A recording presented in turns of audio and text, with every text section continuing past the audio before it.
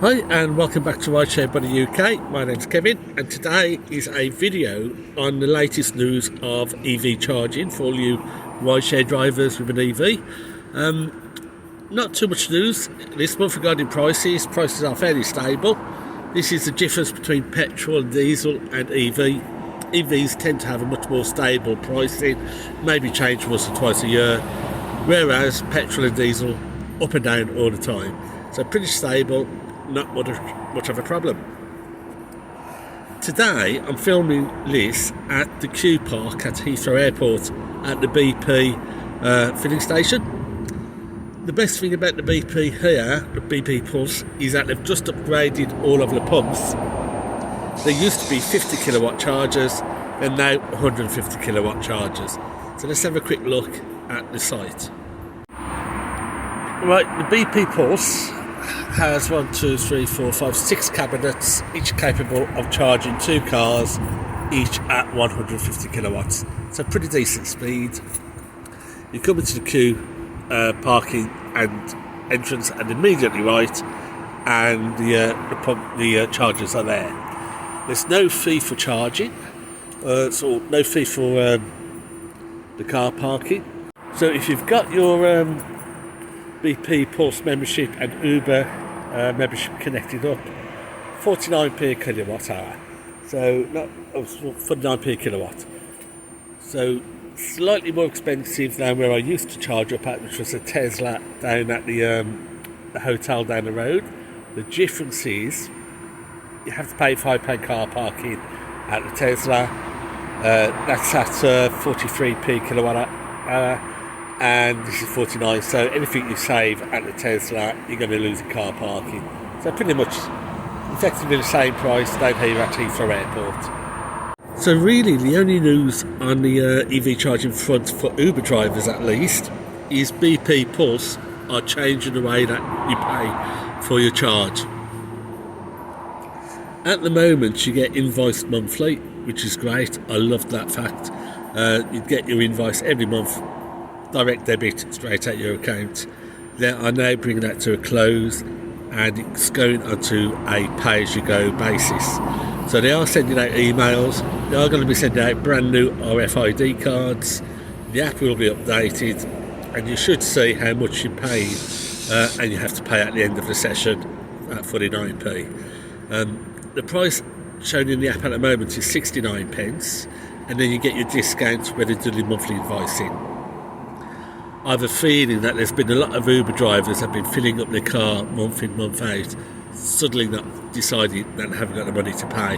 They haven't been putting the money aside, and that's why BP are now going over to pay-as-you-go for Uber drivers. A bit disappointing, but that's the way it is. Far better that way, you don't get these hefty bills at the end of the month. So that's really the only major change happening on the EV front. With regards to pricing and the way to pay, fairly straightforward. 43p at Ionity and at Tesla, 49p at BP Pulse. Well, that was a very fast charge, 15 minutes, up from 50% to about 75%, so it cut out halfway through the charge.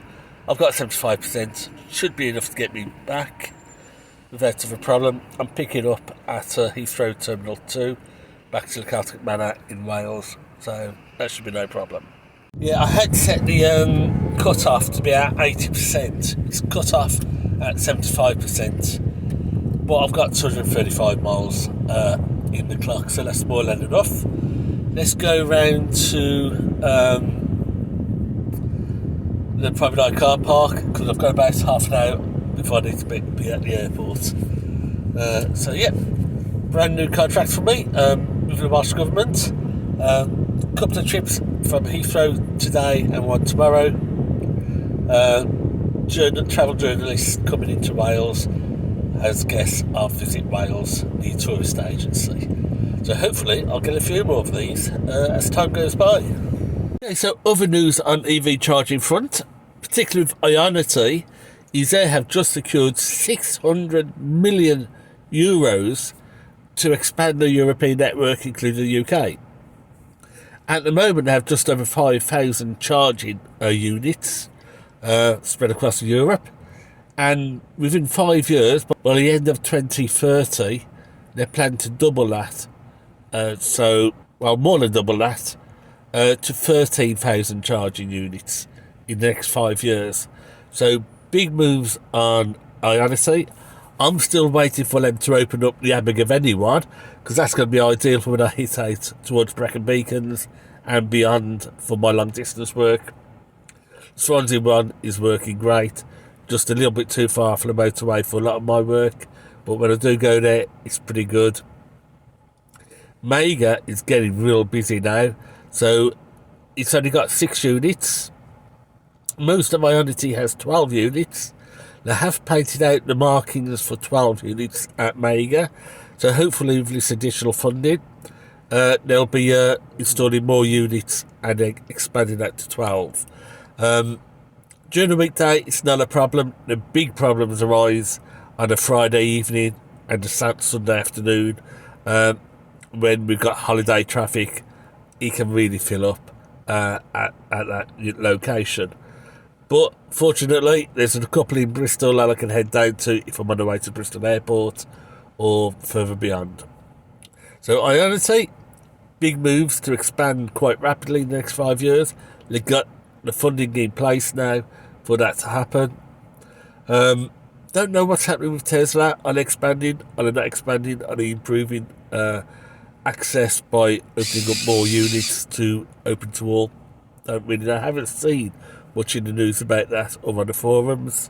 BP, as I said, they're now moving away from monthly invoicing to pay-as-you-go for Uber drivers. So that's about the biggest change.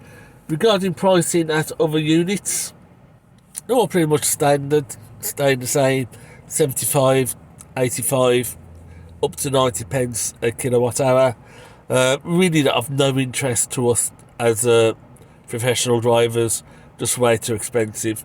But the big three, BP, Ionity, Tesla, no problems at all. So that's the roundup for this month. No big news, really. Not on pricing anyway. Future expansion of Ionity is good news. Haven't decided yet whether the BP change is good news or bad news.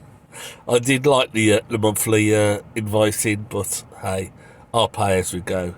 It's easier than waiting for the big bills at the end of the month. So that's it. Thanks for watching. Until next month, when we get our next roundup of what's happening on the EV charging scene for professional drivers.